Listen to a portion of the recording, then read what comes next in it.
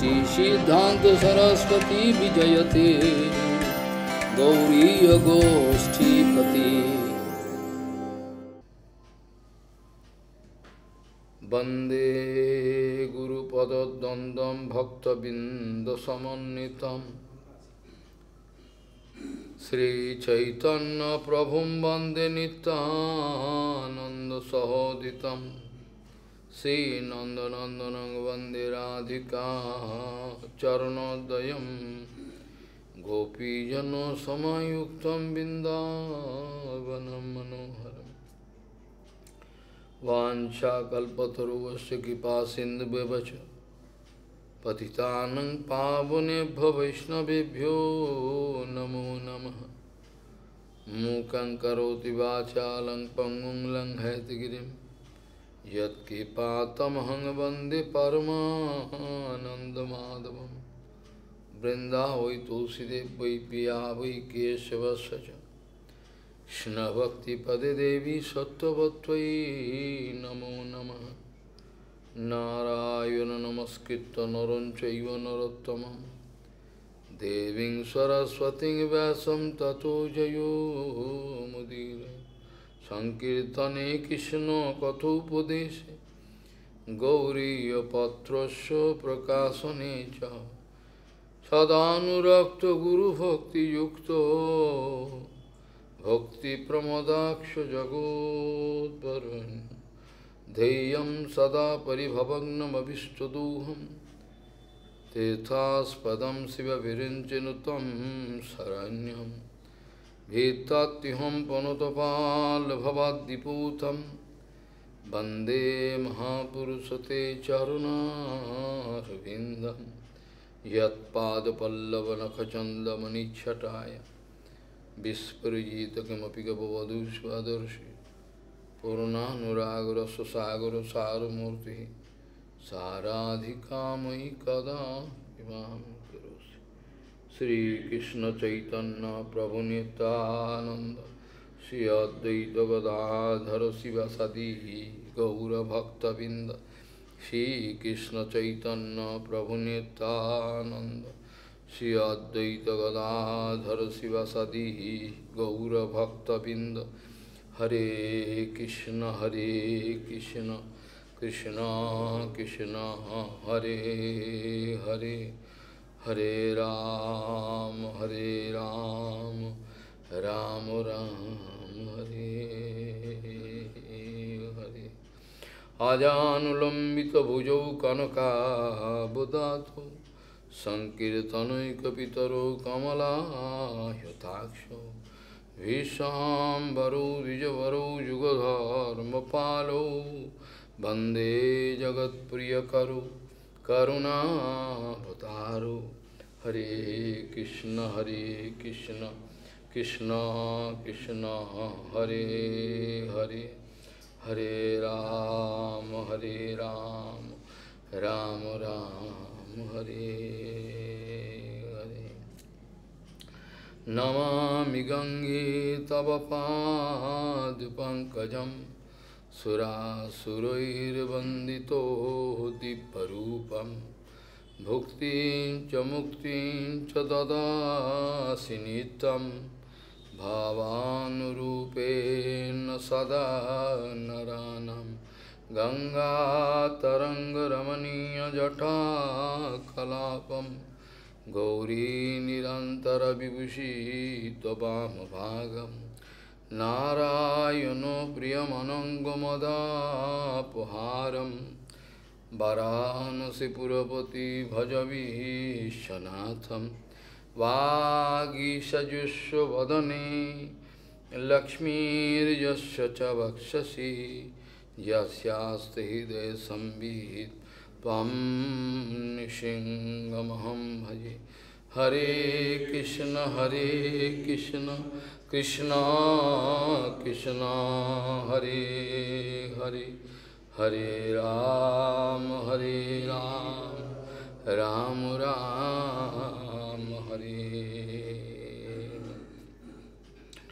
नित्यो नित्यानां चेतनश्चेतनानां एको बहुनां जो विदधाति कामानं তম আত্মস্তম যে অনুপশ্যন্তি ধীরাহা তেষাম শান্তি নয়েতরেশাম। গৌড়ীয় গোষ্ঠীপতি শ্রীশিল ভক্তি সিদ্ধান্ত সরস্বতী গোস্বামী প্রভুপাদ পরমহংস জগদ্গুরু জানিয়েছেন, আত্মবিদ গণের চরণে যতক্ষণ পর্যন্ত না কারো নিরন্তর সেবাবৃত্তি পরিস্ফুটন হয়,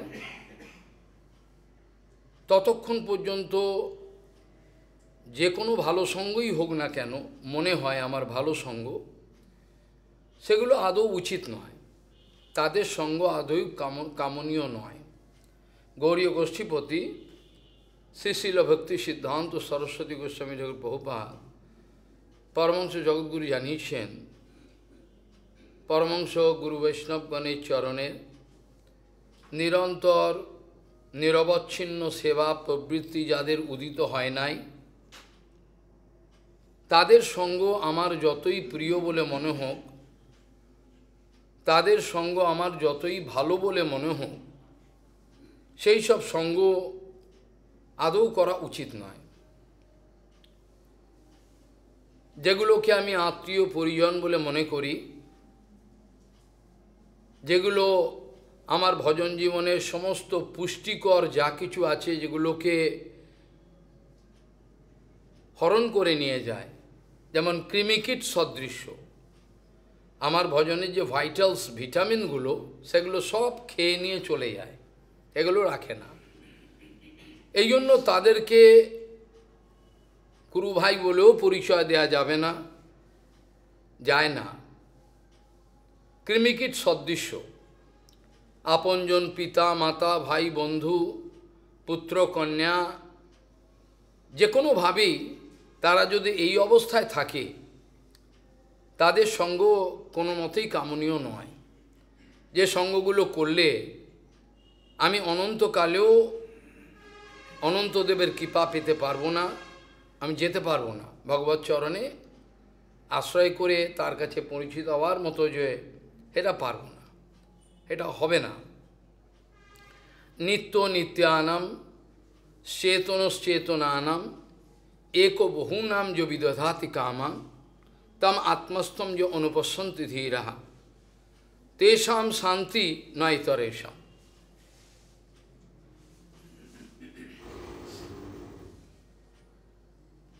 तेषां शांति नैतरेषाम्, অপর কেউ মানসিক শান্তি পাবেন না। মানসিক শান্তির অধিকারী তারাই যারা সেই তত্ত্ববস্তুকে, যিনি নিত্যবস্তুর অনন্ত নিত্যবস্তুর মধ্যে যিনি পরম নিত্য, যত চেতন বস্তু পোকার মতো কিলবিল করছে সমাজে, কিরে মাকড়ের মতো, পোকা মাকড়ের মতো, সেই সমস্ত চেতন বস্তুর মূল চেতন যিনি, যিনি আমাদেরকে বেঁচে থাকার ব্যবস্থা করে দিয়েছেন, সমস্ত কিছু আমাদের যা যা প্রয়োজন সবই যা,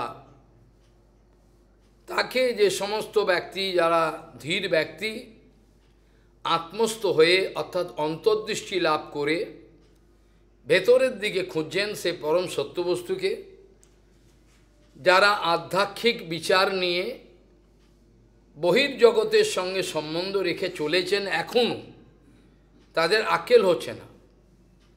বহির্জগতের সঙ্গে তারা আধ্যাত্মিক বিচার নিয়ে এখনও সম্বন্ধ রেখে চলেছেন, তারাই তাদের সঙ্গে সব কিছু, তাদের কোনো সুবিধা হবে না। সমাজের মধ্যে থাকাকালীন অবস্থায় আমার জীবনযাত্রা চালাতে গেলে আমাকে তো কিছু সম্বন্ধ রাখতেই হবে, কি করব? সেই সম্বন্ধগুলোর কথা বলা হয়েছিল বেশ কিছুদিন আগে। মানুষের শরীরযাত্রা চালাতে গেলে যে তাৎকালিক যে সঙ্গগুলো করতে হয়, মানে বিনিময়গুলো করতে হয়, সেগুলোর মধ্যে কোনো প্রীতি যেন বিনিময় না থাকে, তাহলে কোনো অসুবিধা নেই। প্রীতি বিনিময় থাকলেই সেখানে আমাকে বিপদে পড়তে হবে। সেখানে প্রীতি বিনিময় করা চলে না কোনো রকমভাবে। কালকে আলোচনা প্রসঙ্গে হচ্ছিল যে পরমাংশ গুরু বৈষ্ণবকে যদি আমরা আমাদের নিয়মের আওতার মধ্যে ফেলে তাদেরকে নিয়মিত করতে চাই, রেগুলেট করতে চাই, তাহলে সেখানে ভয়ঙ্কর অপরাধ হবে। কারণ তারা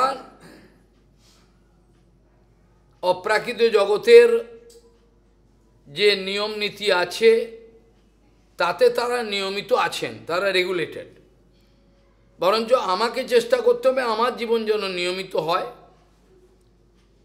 তাদেরকে নিয়মিত করতে আমাদের হবে না, উচিত নয়।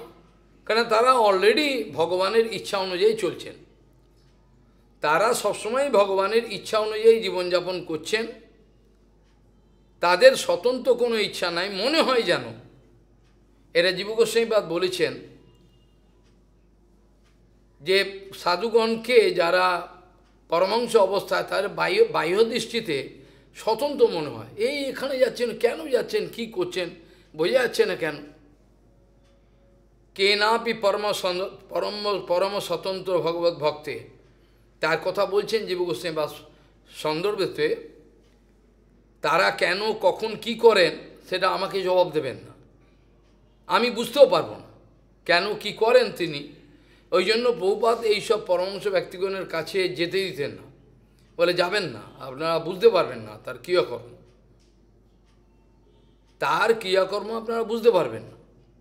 যেটাকে আমরা এ সমাজের শৃঙ্খলা বলে মনে করি, আমরা যেটাকে সমাজের শৃঙ্খলা বলে মনে করি, এই নিয়মগুলো পালতে হবে তো সমাজ শৃঙ্খলা থাকবে, সেটা ওদের কাছে বিশৃঙ্খলা। আমাদের কাছে এটা শৃঙ্খলা বলে মনে করি, আমরা নিয়ম নীতি আদর্শ অনেক কিছু আমরা দেখাতে চাই, আমরা অনেক বাহাদুর। কিন্তু এই সব নিয়ম শৃঙ্খলাগুলো যেগুলো আমরা আমাদের ভদ্র বলে পরিচয় দিই, জেন্টলম্যান, আমরা আমাদের জমতে অনেক নিয়ম নীতি শৃঙ্খলা করেছি, যদিও বিশৃঙ্খল ভেতরে সব কিছুই, কিন্তু এই সব শৃঙ্খলাগুলো তাদের কাছে বিশৃঙ্খল। অর্থাৎ গোপিকাগণকে, শ্রীমতী রাধারানীকে যদি আপনারা নিয়মে বাঁধতে চান, এই সব করবেন না, এটা করবেন, হবে না। গৌরকিশোর বাবাজি মহারাজ, বংশীদাস বাবাজি মহারাজ, এদেরকে যদি আপনি নিয়মিত করতে চান, রেগুলেট করতে চান, তাহলে হবে না। এরা কালকেও বলেছি না, এরা নিয়ন্ত্রণের অতীত অবস্থা। জ্ঞাননিষ্ঠ বিরক্ত বা মদভক্ত বা অনপেক্ষক স্বলিঙ্গানাম আশ্রমম ত্যক্তা চরেদ অবিধি গোচরা, they are beyond any rules and regulation. তাদেরকে নিয়মিত, তারা এমনিতেই আছেন, সবসময় ভগবানের সেবাতে তন্ময় হয়ে আছেন, এটা বাইরের দৃষ্টিতে বোঝা যাবে না। তাবৎ ব্রহ্মকথা মুক্তিপদবি তাবৎ ন তিক্তিভাবে তাবৎ চাপি বিশৃঙ্খলত্বময়তে ন লোকবেদ স্থিতি তাবৎ শাস্ত্রবিদাম কলকল নানা বহির্বত্মসু শ্রী চৈতন্য প্রিয়জন যাবৎ ন দিগ্গচর। এখানে পরিষ্কার আমি একটা লাইন আলোচনা, কালকের আলোচনা হবে ইংরেজিতে, আজকে খালি এই কথাটাই বলতে চাই যে ততক্ষণ পর্যন্ত আমি আমার ব্রহ্মচিন্তাটা তেতো হবে না, ব্রহ্মচিন্তা ভালো লাগবে, ততক্ষণ আমার সমাজ সংসারের স্ত্রী পুত্র এই নিয়ম শৃঙ্খলা ভালো লাগবে, আনন্দ লাগবে, খাচ্ছি দাচ্ছি আরামে আছি, এগুলো ভালো লাগবে, এগুলো তেতো লাগবে না, এটা স্বাভাবিক, তেতো লাগার কোনো প্রশ্নই নেই। ব্রহ্মচিন্তা ভালো লাগবে, শান্ত রস ভালো, কোনো ঝামেলা নেই, কোনো অশান্তি নেই। সেবা করতে গেলে যতই অশান্তি, সেবা করতে গেলে অশান্তি, সেবা না করে থাকো, শান্তিতে আছি। এই জন্য প্রভুপাদ বলতেন আমি একা থাকবো, আজকের এই আলোচনা কালকের আলোচনার সঙ্গে সংযোগ স্থাপন করে আলোচনাটা করতে হবে। আমি একা থাকবো, আমাকে ছেড়ে দিন, ওই ঝামেলা আমাকে জড়াবেন না। প্রভুপাদ বলছেন এগুলোকে বলা প্যাসিভ কাম, এদের কাম আছে ভেতরে, দুর্গন্ধ প্যাসিভ কাম। অ্যাক্টিভ কাম ভালো, অ্যাক্টিভ কামে লোকে জানতে পারে কাম আছে, প্যাসিভ কাম বোঝা যায়, মনে হয় এ বড়ো সাধু বড়ো আচার্য, এ তো ভালো, তো কী বলেন আপনি, বোঝা যাবে না, প্যাসিভ কাম আছে। এগুলো একমাত্র প্রভুপাদের শিক্ষায় যারা শিক্ষিত তারা ছাড়া কেউই বুঝবে না। জগতে এমন কোনো পণ্ডিত নাই এইসব কথাগুলোর কোনো অর্থ বুঝতে পারবে, আরে এসব কী কথা, এসব আমরা শুনিনি, শাস্ত্রে অনেক কথা শুনেছি। তারা বলবে এসব কী কথাবার্তা, ও মানে নেই কোনো, বলবে, কারণ তাদের মাথায় ঢুকবেই না, তাদের মাথায় ঢুকবার বিষয় নয় এটা। এই জন্য তোমার সেবায় দুঃখ হয় যত সেও তো পরম সুখ, এইটি মানে আমার বক্তব্য হলো খালি ছিল সচ্চিদানন্দ ভক্তিবিনোদ ঠাকুরের প্রার্থনা, এই আমাদের নরোত্তম ঠাকুরের প্রার্থনা, প্রেম ভক্তি চন্দ্রিকা, ভক্তিবিনোদ ঠাকুরের শরণাগতি, প্রেমকল্পতরু, এগুলো যদি আমরা জানতে পারি ভগবানকে পেয়ে যাব, আর কিছু পড়ার দরকার নেই, কিছু লাগবে না। খালি বগলে গৌরকিশোর বাবাজি মহারাজ প্রেম ভক্তি চন্দ্রিকা রেখে দিতাম এরমভাবে, প্রার্থনা প্রেম ভক্তি, ওইটি সব। মানে ওর মধ্যে তামাম ভজনের যা রহস্য, ভজনের যত রহস্য সব ওর মধ্যেই দেওয়া আছে, কিন্তু আমরা দেখতে পাই না, চোখে দেখতে পাই না, এই জন্য আমরা এরকম বলছেন মুক্তি পদবী আমার তেতো বলে বোধ হবে না, বরঞ্চ ভালো লাগবে। সমাজের নিয়ম শৃঙ্খলা আমার খুব ভালো লাগবে, তেতো বলে বোধ হবে না। কিন্তু পরমাংশ ব্যক্তিগণকে যদি সমাজ শৃঙ্খলার মধ্যে আনতে যান, তাহলে তারা তো তাদের অতীত বস্তু, এরও ওই জন্য হয় না। যার জন্যই অনেকেই অনেক সোসাইটি মঠ স্থাপন করছেন, আগে ছিল সেগুলো চালাতে পারছেন না। এগুলোকে চালানো বলে না, এগুলোকে চালানো বলে না, এগুলোকে চালানো বলে না, কোনো মতেই নয়, অন্য কিছু হয় সেখানে, চালানো অন্য জিনিস। ভগবানের ইচ্ছায়, শুদ্ধ গৌড়ীয় গুরু বৈষ্ণবের ইচ্ছায় আমাদের মঠ চলে, আমরা নিয়ন্ত্রণ করে মঠকে চালাচ্ছি, টাকার বলে, অর্থ বলে, বিভিন্ন লোক বলে, হয় না। ভক্তিবিনোদ ঠাকুর এই জন্য বলছেন, ভক্তিবিনোদ ঠাকুর এই জন্য জানাচ্ছেন, দেখুন কোনো আধ্যাত্মিক কোনো সংস্থাকে চালাতে গেলে, আধ্যাত্মিকের মধ্যে আমি পারমার্থিকও ধরে নিচ্ছি, কেন ওটা যদিও একটা শুধু আধ্যাত্মিক বললে একটা অন্য মানে হয়, কিন্তু কোনো সংস্থা চালাতে গেলে, ধর্মীয় সংস্থা, এই কথাটাই, ধর্মীয় সংস্থা চালাতে গেলে অবশ্যই ত্যাগী লোকের প্রয়োজন, আমাদের ত্যাগী লোকও দরকার। ত্যাগী লোক না হলে সে আশ্রমে থেকে সেখানকার সব কিছু সেবা সব কিছু চালাতে হবে তাকে। ভক্তিবিনোদ ঠাকুর বলছেন কোনো ধর্মীয় সংস্থা চালাতে গেলে অবশ্যই ত্যাগী লোকের দরকার হয়, কিন্তু তা বলে কাম ক্রোধে পরিপূর্ণ, অন্নবিলাসে পরিপূর্ণ কোনো রজস্তম তাড়িত ব্যক্তিগণের দ্বারা যে ধর্মীয় সংস্থা সংগঠিত হয়, গঠিত হয় বললেই ভালো, সংগঠিত বলবো না, গঠিত হয়, তাতে কোনো আচার আদর্শময়ী শিক্ষার প্রচার হতে পারে না, বরঞ্চ তাদের চরিত্র স্বভাব দেখে সমাজের সাধারণ ব্যক্তিরাও নিশ্চিবন থুতু ফেলে।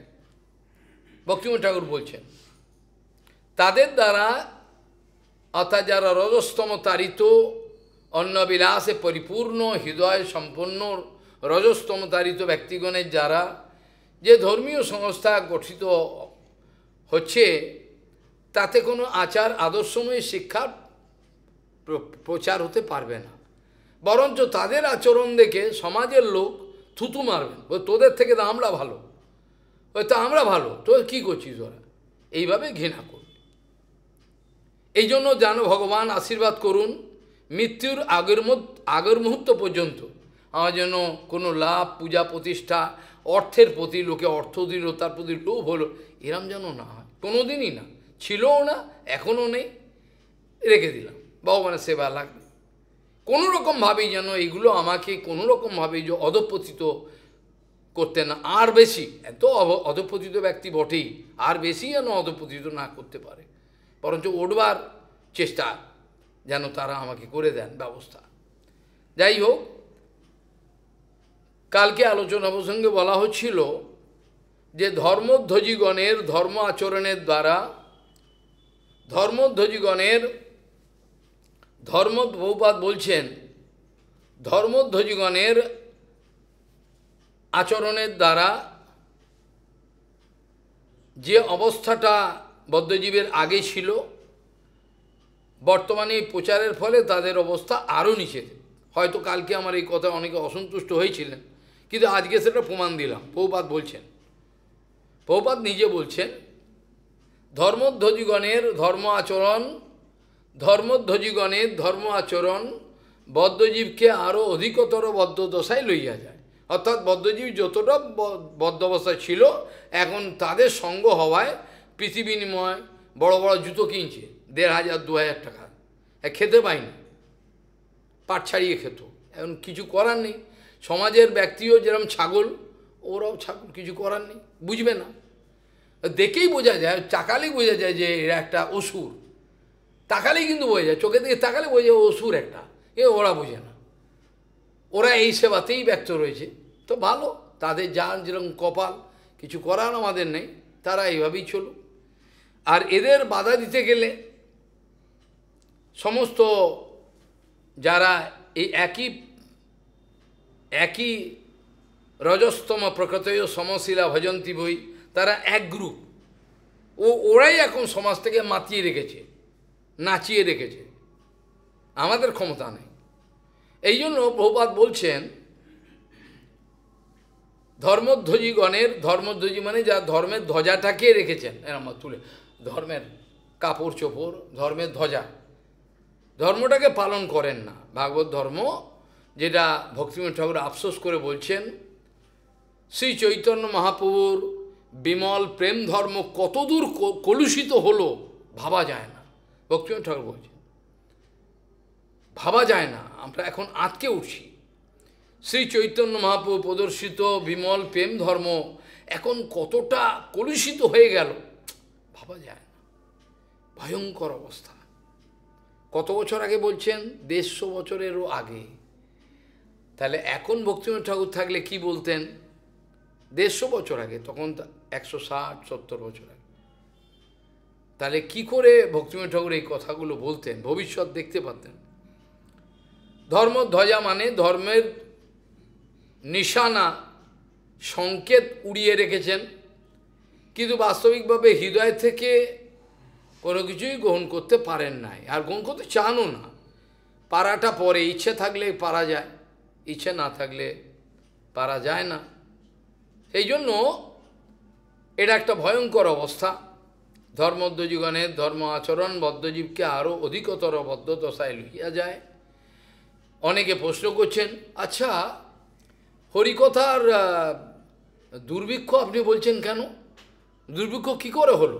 প্রভুপাদকে জিজ্ঞাসা করছেন, আপনি যে বলছেন বর্তমানে হরিকথার দুর্ভিক্ষ হয়েছে, দুর্ভিক্ষ কেন হলো, কী কারণে? প্রভুপাদ তার উত্তর দিচ্ছেন। প্রভুপাদ বলছেন, দেখুন, শুদ্ধ গুরু বৈষ্ণবের আচার আদর্শ কেউই গ্রহণ করতে চাইছে না, বরঞ্চ তাদেরকে সেই মঠ মন্দির থেকে তাড়িয়ে দিতে চাইছে। তাদের চলে গেলে ভালো, উনি কারোর সঙ্গে অ্যাডজাস্ট করতে পারেন না, চলে গেলে ভালো, আমরা ভালো থাকব।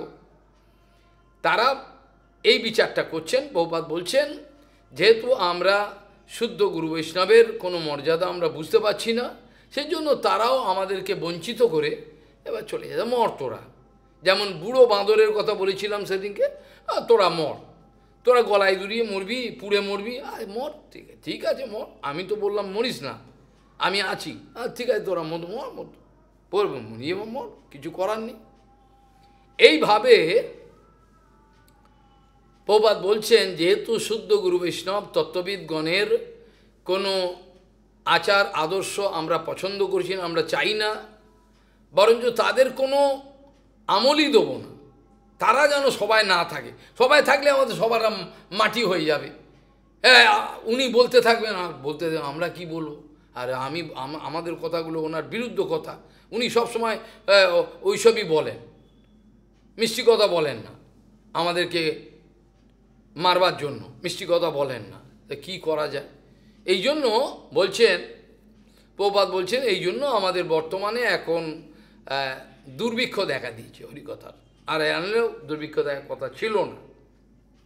কালকে বলছিলাম, প্রভুপাদের যে অন্তিম বাণীতে বলে গেছেন, যা আপনারা সকলে একই আশ্রয় বিগ্রহের আনুগত্যে মিলিয়া মিশিয়া এই মাত্র 2-1 দিনের জীবনে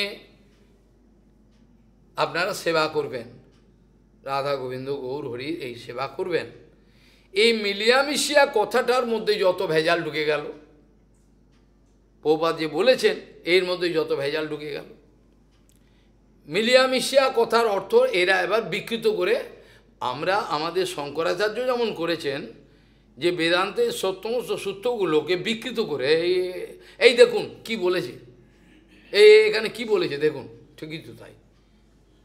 এইভাবে শঙ্করাচার্য ভগবানের আদেশে সবাইকে বোকা বানিয়ে সমস্ত শাস্ত্রের উপনিষদের বিভিন্ন জায়গা থেকে শ্লোকগুলো উঠিয়ে নিয়ে লোকাল যে শব্দগুলোকে প্রাদেশিক শব্দ বলা হয়, আর তো একটা চ্যাপ্টার আছে, চ্যাপ্টারতে পড়লে পরে প্রথম থেকে শেষ পর্যন্ত হলে মানেটা বোঝা যায়। উনি কী করে চালাকি করে মধ্যিখান থেকে একটা শব্দ তুলেছেন, তুলে বোঝা এই দেখুন কি বলেছে, আগে পরের কথাগুলো বলছেন না।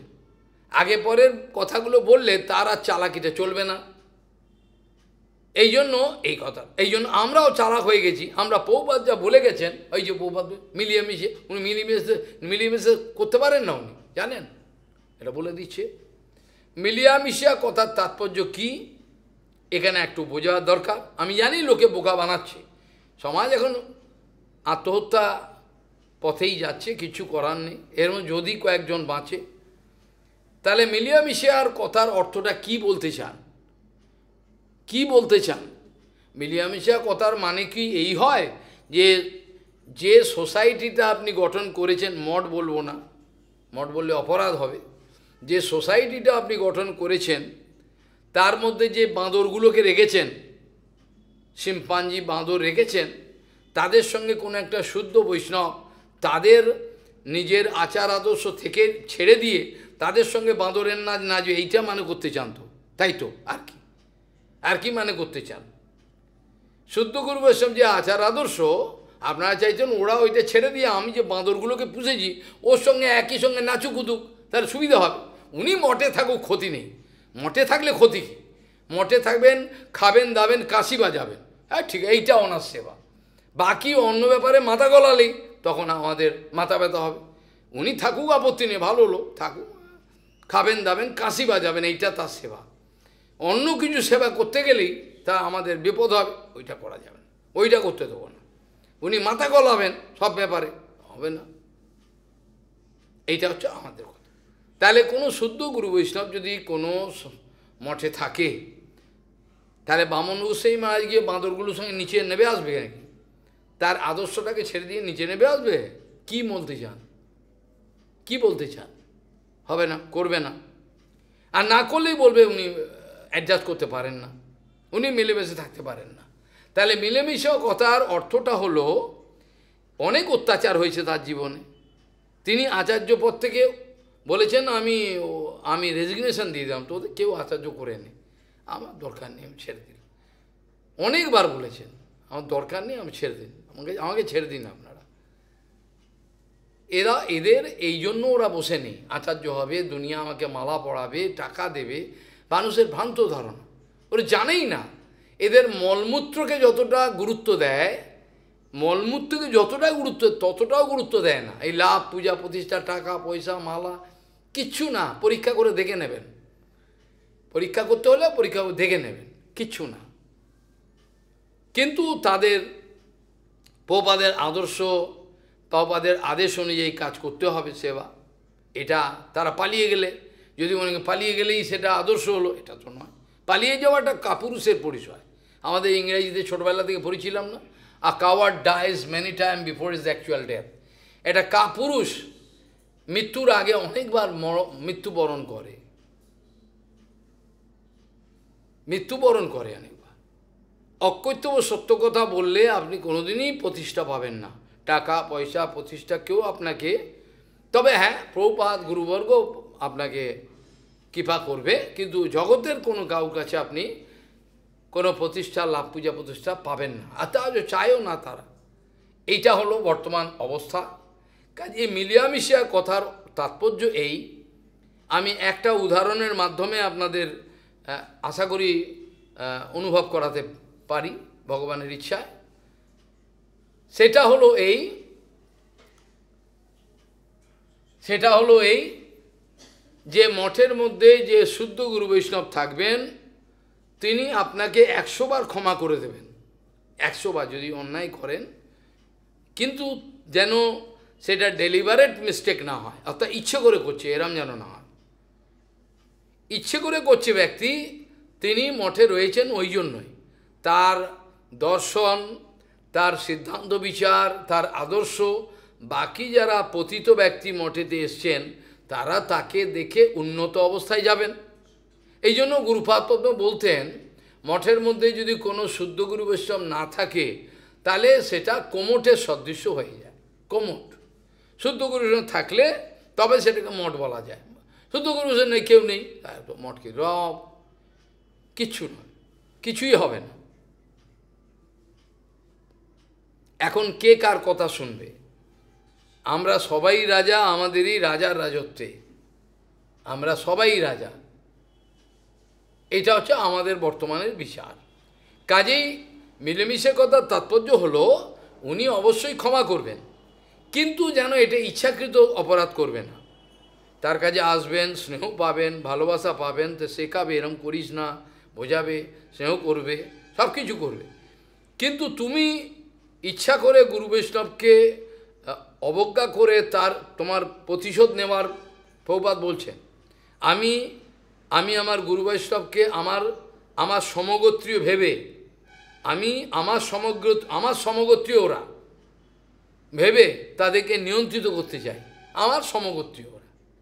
এটাতে কত বড় অপরাধ সেটা ভাবা যায় না।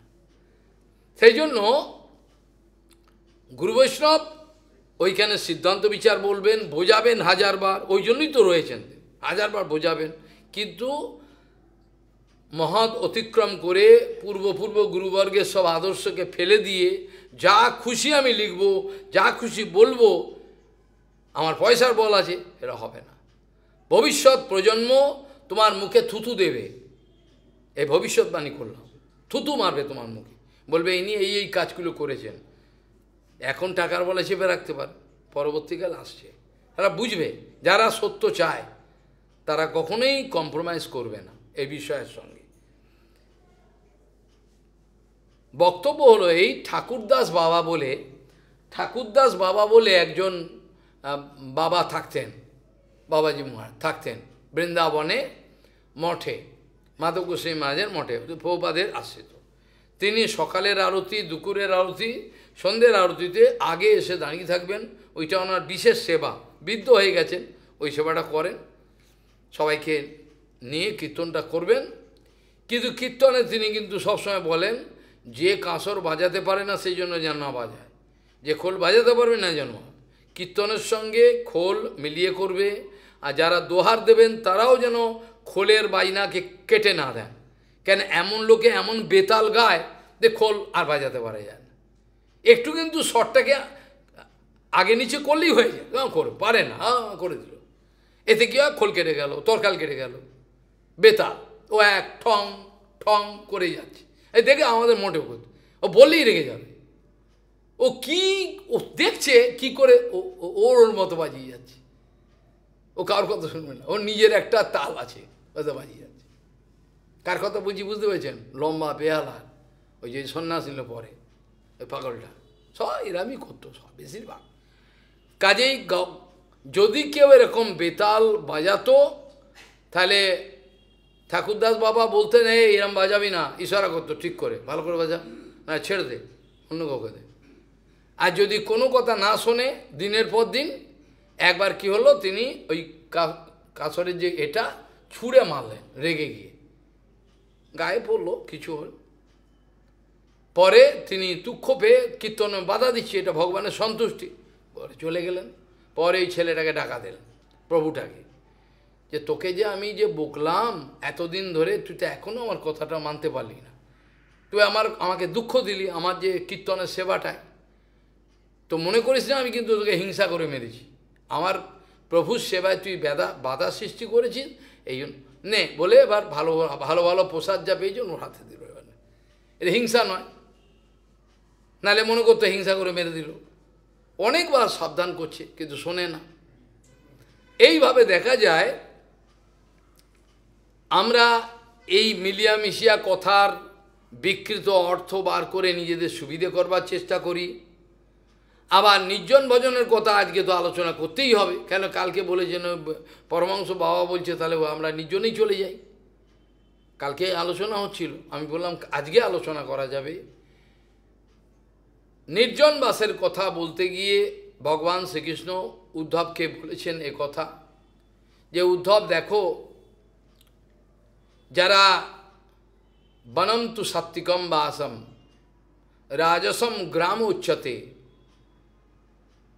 তামসম দূত সদনম, অর্থাৎ সাত্বিক বাস হলো সাধু সঙ্গে কৃষ্ণ নাম এইমাত্র চাই, সংসার জিনিতে আর কোনো বস্তু নাই, এটা বলে সাত্বিক বাস। এখন যদি লেখাগুলো আমি বলতে থাকি পর পর আপনি পাগল হয়ে যাবেন, এইসব কথা বহুপাত বলেছে। তাই যে সাধুসঙ্গটা বুঝতে হবে আগে, এটাতে কোনো ঝগড়া মারামারি হিংসার কথা নয়, এটা বাঁচবার প্রসঙ্গ। আমাদের তো এই শরীরটা ছাড়তেই হবে। যে ব্যক্তি এখনো পর্যন্ত লেজ নাড়ছে কাঠবেড়ালির মতো, বুঝতে পারছে না আমার জীবনটা ছাড়তে হবে, এখনও অনুভব করছে না, তাদের পক্ষে ভজন হওয়া খুব কঠিন। এখনও পর্যন্ত কাঠবেড়ালির মতো লেজ নাড়ছে আর খেজুর খাচ্ছে গাছ থেকে, বুঝতে পারছে না যে আমাকে যেতেই হবে, আমাকে জগৎ ছেড়ে যেতেই হবে। কোনো বস্তুর সঙ্গে কোনো ব্যক্তির সঙ্গে আমার বিবাদের কোনো প্রশ্নই নাই, হিংসা বিদ্বেষ আকর্ষণ বিকর্ষণ কিছুই নাই। তো আমার কর্তব্য আমায় করতে হবে, এই জন্য আমার হরিকথা বলতে হবে। যতক্ষণ আমার জীবনটা অনিত্য অনুভব না হয় ততক্ষণ ভজন সুদূর পরাস, অনেক দূরের কথা। কমসে কম এই অনুভবটা হবে যে আমার জীবনটা থাকবে না, শীঘ্রই আমাকে চলে যেতে হবে জগতে। কবে যাব তার ঠিক নেই, বয়স কম বয়স বেশি কোনো ব্যাপার না, কোনো এর মধ্যে কোনো কথাই আসতে পারে না, আমাকে যেতেই হবে, এর কোনো সমাধান নাই। কাজেই অতএব মায়ামোহ ছাড়ি বুদ্ধিমান নিত্যতত্ত্ব কৃষ্ণ ভক্তি করুন সন্ধান। কিন্তু এখনও বুঝতে পারছে না, প্ল্যান করছে এইটা করব ওইটা করব, এর আকর্ষণে যাচ্ছে ওর আকর্ষণে, তো লাভ তো কিছু নেই, বন্ধনের কারণ এরকম। টাকার মতো থাকবে, ভগবানের সেবায় প্রতিষ্ঠা থাকবে, কামিনী কাঞ্চন থাকবে, এগুলো তো থাকবেই। এগুলোকে ঝেঁটা দিয়ে তাড়াবে কেন? তাহলে তোমার দুর্বলতা আছে, তুমি তাড়াচ্ছ কেন? ওরা থাকবে ওদের মতো, তোমার কি ক্ষতি হলো? সাধু তো সমাজে থাকছে, সাধুর তো একটা সমাজ আছে, সমাজের বাইরে পালিয়ে গেলে সেখানে গিয়েছে উন্নতি লাভ করবে, এটা তো আশা করা যায় না। কেন? বদ্ধমন, বদ্ধজীব যখন নির্জন ভজনে চলে যায় তার থেকে ভয়ঙ্কর পরিস্থিতি আর কিছু হয় না। বদ্ধজীব যখন নির্জন ভজনে পালিয়ে যায়, যে ঝামেলার দরকার নেই, থাক তোরা, ব্যাংকে টাকা রেখে দিল, ঘরে এসি লাগিয়ে দিল, আছে এরকম, আমি কোনো গল্প বলছি না। হরিদ্বারে কিনে নিল একটা ফ্ল্যাট, বিরাট টাকা জমিয়েছে, গ্রুপের সময় টাকা লুকিয়ে রেখেছে, কিনে নিল একটা ফ্ল্যাট। এবার কি করলো, ঠান্ডা যেই পরে ওখানে থাকতে পারেন, গরমের জায়গায় চলে আসে, সেইখানে একটা এসি লাগিয়ে দিল, একটু লাইট জেনারে একটু ঘন্টা বাড়ে, সকালে আরতিও দেখে, কিছু না, তো আমি বড় হয়ে গেছি না। তা এই হচ্ছে কথা। বদ্ধজীব যখন নির্জন ভজনে যায় তখন তার থেকে ভয়ঙ্কর আর কিছু হতে পারে না, সবচেয়ে ভয়ঙ্কর।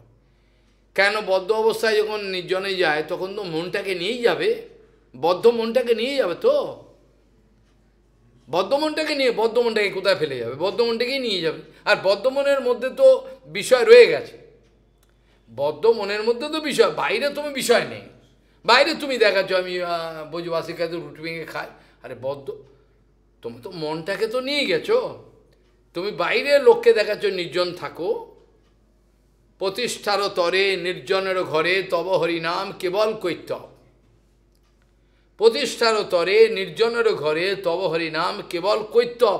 তুমি চিটিংবাজি করছো, নিজেকে ঠকাচ্ছ, কাকে ঠকাবে? এখন আমাদের সবসময় নিজেকেও ঠকাচ্ছে, অপরকেও ঠকাচ্ছে, লুটে নিচ্ছে টাকা পয়সা। ইচ্ছেগুলো বন্ধ করা যায়, কিন্তু করলে দরকার নেই, খা, যা পাচ্ছে করুক, করা যায় বন্ধ, সে ভগবানের ইচ্ছা, সে ব্যবস্থা আছে, কিন্তু যা পারে করুক, নিজের কুরুল মারুক, নিজের ব্যবস্থা নিজে করুক, কিছু করার কিছু নেই, মরবে তো মরবেই। কাজেই নির্জন ভজনে যাওয়ার আগে আমাকে বিচার করতে হবে যে প্রভুপাদের কথার সঙ্গে আমার বিচারটা মিলছে কিনা। কীর্তন প্রভাবে স্মরণ হইবে সেকালে ভজন নির্জন সম্ভব। তাহলে প্রভুপাদ সমস্ত বিজ্ঞানবিদ বলে দিয়েছেন, আর প্রভুপাদকেই আমরা গালাগাল দিয়ে তাড়িয়ে দিচ্ছি, প্রভুপাদকে অপমান করছি, আবার উৎসব করছি প্রভুপাদের। একটা কথাও মানি না প্রভুপাদের, এই উৎসবের কোনো মূল্য নাই। তার আদর্শটাকে মানাই হলো এটা প্রকৃত উৎসব। লুচিপুরি খাওয়াটা উৎসব নয়, ভান্ডারা করে একটু জাঁকজমক করে। সেই জন্য প্রভুপাদ বলছেন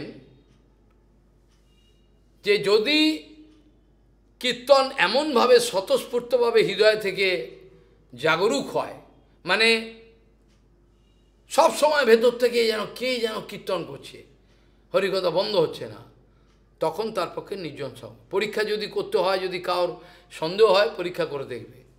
একটা সাধুকে 6 মাস 2 মাস 6 মাস রেখে দেবেন, কিছু বলবে না, আনন্দ থাকবে। কে আনন্দটা ওরা বাইরে খোঁজে না। আনন্দটা বাইরে খুঁজতে যাওয়ার মানে হলো আমি মূর্খ। আনন্দটা বাইরে খুঁজতে নেই, আনন্দ ভেতরে আছে। এটাকে গুরু বৈষ্ণব দেখিয়ে দেয় ওটা। ওই জন্য বলছেন কীর্তন প্রভাবে স্মরণ হইবে সেকালে ভজন নির্জন ভজন তখন সম্ভব। অনুক্ষণ কীর্তন হচ্ছে, বন্ধ হয় না, অনুক্ষণ ভেতরে চলছে, তখন তার পক্ষে নির্জন ভজন। বদ্ধ অবস্থায় নির্জন ভজনে গেলে তাহলে তার যত অমঙ্গল হতো তার থেকে অনেক বেশি গুণে অমঙ্গল তার হয়ে যাবে, এরা আপনি ভাবতে পারবেন না। প্রপাত বলছেন, নিজের অনুবৃত্তি লিখেছেন কিসের উপদেশামৃত, জিহ্বার অগ্রেতে চলে এরা নাম রূপে নচে অনুক্ষণ। এটা সবসময় জিভটা থেমে থাকছে না। আমাদের অবিদ্যা পীড়ায় পীড়িত রসনা আমাদের জিহ্বা, যেটা অনুবৃত্তি কীর্তনে লিখেছেন। এই জিহ্বাতে হরিকীর্তন হয় না। হরিকীর্তন হতে গেলে সেরকম অবস্থায় যেতে হয়। নির্জন ভজন খালি কাউকে আমি একটু স্পেশাল বলে দিলাম, রাগানুগা ভজন উপরে এভাবে হয় না, হয় না, বাস্তবিক হয় না। এটাতে হয় কি, ক্ষতি হয়ে যায় ভয়ঙ্কর। আমি অধিকার নাই তো, তার কিছুই হয়নি, এখন সে কাম জয় করেনি, সে বিষ্ণাটা পবিত্র রাখতে পারে না। কোনো একজন প্রমাণ করুক বিষ্ণাটাকে পবিত্র রাখতে পারে, সেটাও পারে না। নিজের বিষ্ণাটাকে যে পবিত্র রাখতে পারে না, সেই যে হৃদয়টাকে কী করে পবিত্র রাখবে? এ তো পারবে না, সম্ভব নয়। কতটা পবিত্র থাকতে হয়, হৃদয়ে বিন্দুমাত্র কলমশ যেন স্পর্শ না থাকে, তবে আগে চলে, নির্মল হয়, তারপরে আস্তে আস্তে অধিকার প্রাপ্ত হয়ে করা যায়। তা নাহলে ভজন রহস্য ভক্তিমঠ অনেক কিছু লিখেছেন, কেশব গোস্বামী অনেক কিছু লিখেছেন আর্টিকেলে, কেশরী কেশব পান্ডিত কত কিছু লিখেছেন, কেউ শুনবে না। সামান্য মলমূত্র, তার থেকেও জঘন্য এই প্রতিষ্ঠা, এটাকে গা মেখার জন্য করে ফেলবে, ভুল কাজগুলো করে ফেলবে, এইটি চাই তাদের, এর না হলে ভালো লাগে না। তাহলে নির্জন ভজনের কোনো প্রসঙ্গই আসতে পারে না। ব্রহ্মা যেখানে বলছেন জ্ঞানে প্রয়াস মুদবাস্য নমন্তি এব জীবন্তি সন্মুখ রীতম ভবদীয় বার্তাম স্থানে স্থিতা সতিগতাম তনুবাং মনোভীর, যে প্রয়াস অজিত জিত পিয়সী তৈ ত্রিলোক্যম, ত্রিলোককে জয় করতে পারবে সে, যে আমি বর্তমান সময় থেকে এই জ্ঞানের আমি জেনে নেবো, ভগবানকে ছুঁড়ে ফেলে দিলাম, আমি আর করব না। আর কি করবে তাহলে? সাধুগুরু বৈষ্ণবের কাছে গিয়ে বিনম্রভাবে তাদের চরণের কাছে থাকবো, তারা যা পাবে আমাকেও একটু দেবে, আর তারা সবসময় কীর্তন করবে, হরিকথা বলবে, তাদের কাছে থাকবো। কেন?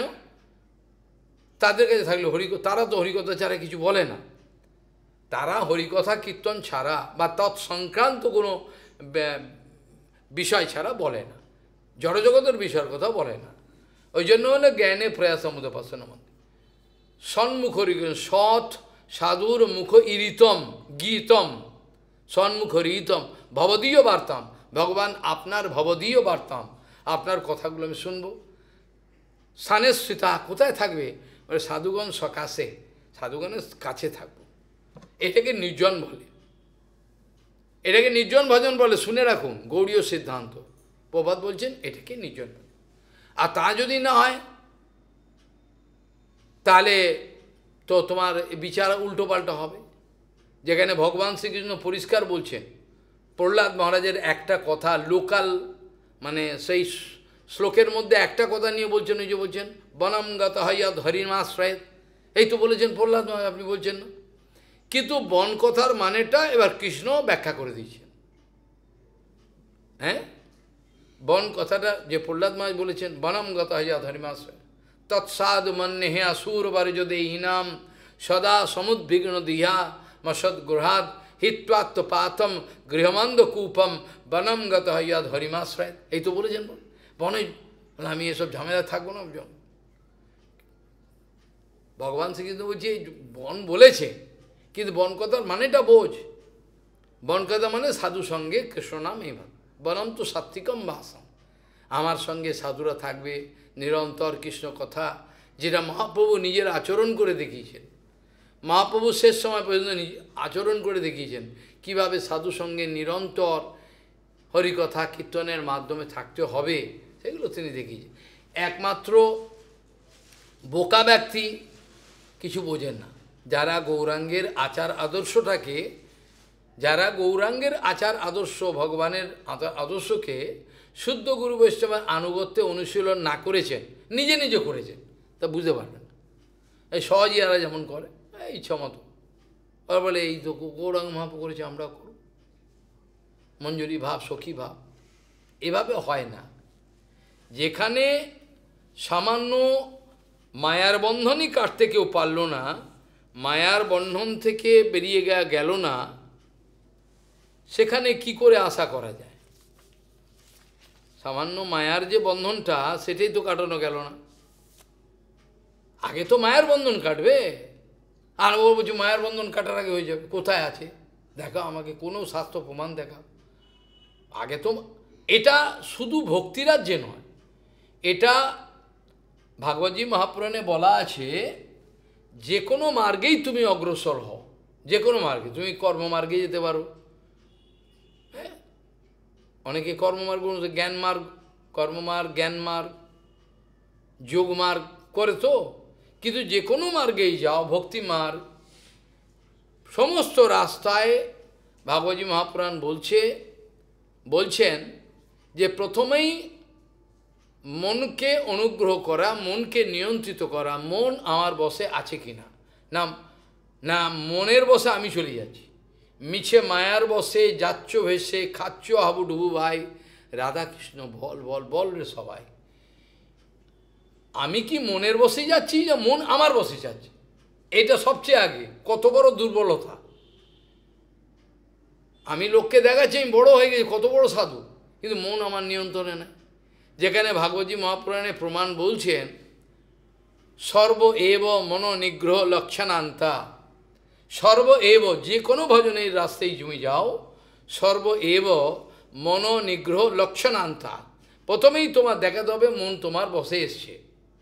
কুকুরের মতো পোশাক, এই বস বস, বসতে ওঠ চল, এর আছে কি না? যদি না থাকে তাহলে এখনও সব পাকামো করে লাভ হবে না। যে পাকামো করবে সেই মরবে। কেন? জড় বিষয় আমার মনের ভেতর রয়েছে, বাইরে আমি দেখেছি বিষয়ের ত্যাগী, লাল কাপড় পরে নিলাম। ভক্তিময় ঠাকুর বলছেন তারা যে ত্যাগী হলো, সন্ন্যাস সব, তাহলে ত্যাগী হওয়ার আগে নিশ্চয়ই তারা বুঝেছে, ভক্তিময় ঠাকুর বলছে ত্যাগী হওয়ার আগে নিশ্চয়ই তারা বুঝেছে, তারা কাম জয় করেছে, তাই ত্যাগী হলো। তাহলে এখন আবার তাদের কী হলো? ভক্তিময় ঠাকুর বলছে আমরা তো ধরেই নেব, যাদের লাল নীল বিভিন্ন রকম কাপড় পরছেন, আমরা ধরেই নেব তাদের কামজয় হয়েছে। ভক্তিময় ঠাকুর বলছেন আমরা ধরেই নেব ত্যাগীরা যে এসে ধরে তাদের কামজয় করেই এসছে। তা আবার কি হলো তাদের আবার কি হলো? ভূতে ধরলো নাকি? কি হলো তাদের? ওই জন্য মনের মধ্যে, যেমন জলের মধ্যে আপনারা জলকে ফিল্টার করেন, তো জলের মধ্যে যে সাসপেনশন থাকে জানেন, যদি মাইক্রোস্কোপ দিয়ে দেখেন জলের মধ্যে অজস্র ময়লা, এইগুলোকে আবার ফিল্টারেশন করার পরেও কিন্তু সাসপেনশন থাকে, সেগুলো থাকে। ঠিক সেরকম, ঠিক এই উদাহরণটা দেয়া যায়, যেমন আমাদের আকাশের দিকে তাকান, আকাশের দিকে আকাশ মহাশূন্য, সেখানে গ্রহ তারা নক্ষত্র ঝুলছে, শূন্যের মধ্যে ঝুলছে। যেমন আকাশের মধ্যে গ্রহ তারা নক্ষত্র আদি সব কিছু ঝুলছে, ঠিক সেরকম আমাদের মনটাকে ঠিক এরকম একটা মিডিয়ামের সঙ্গে তুলনা করা যায়। সেটাকে ভক্তিবিনোদ ঠাকুরের ভাষায় বলা যায়, মনটাকে চিদাভাস বলা যায়, চিৎ নয়। ভক্তিবিনোদ ঠাকুরের এই সায়েন্টিফিক ভাষাগুলো কেউ দিতে পারবে না, একমাত্র ভক্তিবিনোদ ঠাকুর। মনকে চিদাভাস বলা যায়, চিৎ নয়, চিৎ আভাস। এই যে যেমন মহাশূন্যতে এত গ্রহ তারা নক্ষত্র ভাসছে, অনন্ত, এর কোনো পরিমাপ নেই, কোথায় যাবে? অনন্তকাল ধরে যদি কেউ দৌড়াতে থাকে স্পেসে লাইটের গতিবেগে বা তার থেকেও মনের গতিবেগে, কোথাও শেষ নেই। এটা শুনলেই তো হৃদয়টা আটকে ওঠে, হাই বলেন কি, কিন্তু হয় না, অচেতন মানুষের হয় না এটা। তার সঙ্গে তো চেতনা বিরাজ, অনন্তকাল ছুটবো, মনের গতিবেগে কিছু হবে না, কোথাও যেতে পারো, কোথায় যাবে সে? হরি অনন্ত, হরি রূপ অনন্ত, কোনো শেষ নেই। তাহলে নিজে আমি যে এত ক্ষুদ্র, এটা দৈন্য অনুভব হবে, আমার লজ্জা হবে, আমি তখন হাত জোর করবো, গুরু বৈষ্ণব বাঁচান আমাকে। তার আগে তো আমি হব না, আমার মাথাটা উঁচে থাকবে। আমার কখন নিচু হয় মানুষ? যখন আমার দ্বারা কিছু হবে না, দৈন্য আসবে, তখন বাস্তবিক বাঁচান গুরু বৈষ্ণব ভগবান আমায় বাঁচান, আমার নিজের চেষ্টায় হবে না। এটা অনুভব করলে তখন থেকে এবার সুযোগ হতে পারে, তার আগে হয় না। বুক ফুলিয়ে হরিভজন হয়। যারা অপ্রাকৃতিক জগতে প্রবিষ্ট হয়েছেন তারা এই দৈন্য কাকে বলে, আমরা ওই গোপকুমারের কথা আলোচনা করছিলাম, হয়তো 2-4 মাস আগে এই প্রসঙ্গটা এসেছিল। দৈন্যের সঙ্গে ভক্তি অঙ্কে বলে ভাইসি ভার্সা, যতটা পরিমাণে দৈন্য হবে ততটা পরিমাণে রেশিও, ভাইসি ভার্সা নয়, ডাইরেক্ট অনুপাত, রেশিও। ভাইসি ভার্সা হলো উল্টো হয়ে। আর ঠিক আছে, যে পরিমাণে আমার দৈন্য হবে সে পরিমাণে আমার ভগবানের প্রতি প্রেম আসবে। যার দৈন্য আছে তার অবশ্যই গোপনে প্রেম আছে। হয়তো কেশব গোস্বামী মহারাজ কড়া কথা বলেন, ভেতর প্রেম আছে। প্রেমের সঙ্গে দৈন্যের একটা সম্বন্ধ আছে। যে যত উপরে উঠেছে তত আমি কিছুই। রূপ গোস্বামী কী বলছেন? রূপ গোস্বামী কী বলছেন? আমার মতো বরাক রূপপি, আমি এত বড় সাহস করেছি রসামৃত সিন্ধু লিখতে, হায় হায়, এরমভাবে বলছেন। আমি তো অপদার্থ, আমি কি করে রসামৃত সিন্ধু, ভক্তি রসামৃত, কত বড় আমার সাহস! এইটা কত বড় দৈন্য, কত বড় দৈন্য করছেন। রসামৃত সিন্ধু লেখার আগে অনেক কিছু শ্লোক লিখছেন, সেখানে বলছেন বরাক রূপপি, আমি এই চেষ্টা করছি। তাহলে এর সঙ্গে রেশিও থাকে। আর যার দৈন্য আছে তার নিশ্চয়ই আছে। দৈন্য কাকে বলে? হ্যাঁ, দণ্ডভাত, এটা নয়। দৈন্য মানে প্রতিষ্ঠা আসার আইন, এটাকেই দৈন্য বলে। প্রতিষ্ঠা আসা না, মিষ্টি কথা বলা, এটাকে দৈন্য বলে না। দেখা গেল ওটা পাজির পাজারা, ওর ওইটাই অস্ত্র। মিঠা ছুরি, মারবাড়িরা যেমন ওই ব্যবসা করে, মিষ্টি ছুরি দিয়ে কেটে দেবে গলাটা, বুঝতেই পারলো না। আইয়ে আইয়ে बैठिए ঠান্ডা ইয়া গরম बताइए, আর প্রথমে ওখানে ঢুকলে আগে কোল্ড ড্রিঙ্কসটা দিয়ে দিল, তোর গলাটা যে ওখানেই কেটে দিল, বুঝতে পারলো না। ভালো ব্যবহার করে, বুঝলে? একজন কাপড়ওয়ালা বলছে, ব্যবসায়ী বলছে, कपड़ा ऐसे बिक्री करना है कि जो खरीदने आया है उसका खुद का कपड़ा खोल ले। মানে কাপড় বিক্রি করলে এমনভাবে বিক্রি করতে হবে যে যার কাছে বিক্রি করবে তার কাপড়টা খুলে আমার কাছে চলে আসবে, তাকে বলে কাপড় বিক্রি। কাপড়ের একটা বড় মার্চেন্ট এই কথাটা বললো। আমি বলি, বলে কি? হ্যাঁ, এমনভাবে বোকা বানাবে, সেলসম্যানশিপ। তা এখন আমাদের সেলসম্যানশিপ হয়ে গেছে, আমাদের ভজনের প্রচারটা সেলসম্যানশিপ। আর সবাই এও থাক, থাক না, কি আছে, এও থাক, ও থাক, সব থাক, ঝুলন সাজিয়ে রাখি, আমরা ঝুলন সাজিয়ে রাখবো। এটা হচ্ছে আমাদের ব্যাপার। এটা বুঝতে দেবে না লোককে। মিষ্টি কথা এমনভাবে বলবে, ও যে মেরে ফেললো, ও যে যার কাছে ওকে শেষ করে দিল, জীবন শেষ, ও বুঝতে পারলো না। এমন এমন লোক, মার্ডারার আছে, যারা মার্ডার করলে আপনি ধরতেই পারবেন না। এরম ঘটনা হয়েছে, আমি নাম বলছি না। এখানে ফাইন ব্লেড লাগানো আছে, খালি হাত জোর করে এরম করলো, হাতটা গলাটা কেটে গেল, ও বুঝতে পারলো না। কিছুক্ষণ পরে থেকে চুইয়ে চুইয়ে রক্ত বেরোচ্ছে, এত স্পার্ট। এখানে ধারালো ব্লেড আছে। এটা ঘটনা হয়েছে, এই ইন্টারন্যাশনাল সোসাইটির একজন আচার্যকে মেরেছিল এয়ারপোর্টে। হাতটাকে এরম করে ঘোরালো, এরম দণ্ডবোধ করে গলাটা কেটে গেল, ও বুঝতে পারলো না। কিছুক্ষণ পরে যে রক্ত বেরোচ্ছে কীভাবে, সঙ্গে সঙ্গে তাকে পাঠানো হলো, তবে সব বাঁচায়। বোঝা গেল না? তো এইরকম হাতে হাত কি সাফাই, পকেট কাটা, এ কাটা, এবং হাতে সাফাই আছে, এমনভাবে করুক বুঝতেই পারবে না। এরা এইসব সাফাইগুলো শিখেছে, গুরুদেবের আচার আদর্শ নেবে না এরা। যতদিন বেঁচে থাকবে ততদিন সমাজের সত্যনাশ করে ছাড়বে। এটা আমি ব্যাসাসনে বসে বলি, যে মিথ্যা কথা বলি আমার সর্বনাশ হয়ে যাক। ততদিন বেঁচে থাকবে, সমাজের পরকাল সব ঝরঝর করে দিয়ে তবে যাবে। এটা এত বড় অসুর, এগুলো কিচ্ছু করার নেই। কাজেই মনের মধ্যে যেমন আকাশের মধ্যে সাসপেনশন থাকে, গ্রহ তারা নক্ষত্র, আমরা বিষয় মনের দিকে যদি নিষ্কপটভাবে তাকাই, তাহলে দেখবো আমার মনের মধ্যে বিষয় ঝুলছে, বাইরে নেই, ভেতরে কামিনী কাঞ্চন, টাকার জন্য লোভ সব আছে, এটা আছে ভেতরে। এটা যতক্ষণ থাকবে ততক্ষণ নির্জন ভজনে যাওয়ার কোনো প্রসঙ্গই নাই। তাহলে প্রহ্লাদ মহারাজের ওই যে হিরণ্যকশিপুকে যে বলেছিল, তৎসাধু বন্যে অসুরবর্জ দেহি নাম সদা সমুদ্বিগ্ন ধিয়া মসদ্গৃহাদ হিত্বাত্মপাতম গৃহমন্দ কূপম বনম গত যদ হরিমাশ্রয়। আমি তো হরি আশ্রয় করে বনে চলে যাই। এই বনের কথাটা এবার কৃষ্ণ ভগবান বলছেন, বনম তু সাত্বিকম ভাসম রাজসম গ্রামোচ্চতে। আর গৌরীয় মঠের একটা ভক্তের কত বড় ক্ষমতা দেখুন। তারা বাইরের দৃষ্টিতে সমাজে রয়েছেন, কিন্তু তারা নিরন্তর গুরুবর্গের সঙ্গে রয়েছেন জঙ্গলে। প্রভুপাদ দেখুন, অজস্র ভক্ত চারিদিকে, অজস্র ভক্ত, তিনি পালিয়ে যাননি, অজস্র ভক্ত, কিন্তু তার মধ্যে তিনি নির্জনে রয়েছে। চারিদিকে অজস্র ভক্ত আসছে দেখা করতে। তাহলে আমি যদি বলি উনি কলিকাতা রয়েছেন, ওনার গ্রাম্যবাস হয়ে গেল, তাহলে ভুল হয়ে গেল। তার গ্রাম্যবাস হলো না। সে তো প্রভুপাদ বলছেন, আমি তো কলকাতায় যাই নাই। পরমহংস গুরুদেব আমায় বলেছেন কলির ব্রহ্মাণ্ডে যেও না। আমি তো সত্যি কলিবঙ্গে যাইনি। আমি তো গেছি গৌরীয় মঠের অপ্রাকৃত শ্রবণ কীর্তন অঙ্গনে গেছি। সংকীর্তন যেখানে হয়, গৌরীয় মঠের অপ্রাকৃত প্রাঙ্গণে গেছি। তো সেখানে তো আমি কলির ব্রহ্মাণ্ডে যাইনি। আপনি যে শিষ্য বানালেন এত, উনি তো নিষেধ করেছেন শিষ্য বানাবেন না কাউকে। তো আমি তো কাউকে শিষ্য বানিয়ে আমি সবকে গুরু বানিয়েছি।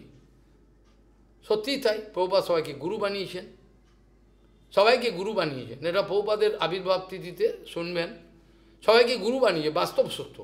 পরমাংশ গুরু বৈষ্ণব কখনো কাউকে শিষ্য মনে করে না, সবসময় মনে করে ওদের থেকেও শেখে, যারা সামনে থাকে ওদের থেকেও শেখে সব কিছু। এইরকমভাবে দেখা যায়, কোনো তিনি কলির ব্রহ্মাণ্ডে যান নাই, কাউর তিনি সঙ্গ করেন নাই। তিনি বলছেন পরমাংশ গুরুপাদ পদ্ম, পরমাংশ গুরুপাদ পদ্ম আমাকে এত উঁচু সঙ্গ দিয়েছেন, অপ্রাকৃত সঙ্গ। তারপরে এই জগতের কাউ সঙ্গ করার রুচি নাই আমার। তো আপনি যে লোকগুলোর সঙ্গে এই যে মিশছেন, কথা বলছেন, রুচি নাই আমার, আমি রয়েছি। তার মানে কি, নিজের সঙ্গ দান করে তাদেরকে তুলছেন। নিজের যে অপ্রাকৃত সঙ্গ তাদেরকে দিয়ে তাদেরকে পতিত অবস্থাকে তোলবার জন্য করছেন।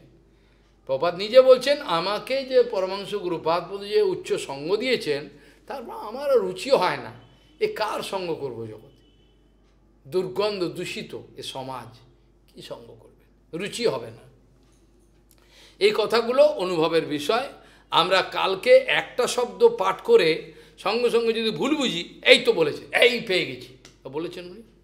এ দেখছেন না, বলছেন উনি যে একা থাকা ভালো, দুই থাকলেই এবার অসুবিধে, নানা রকম অসুবিধে দেখা দেবে।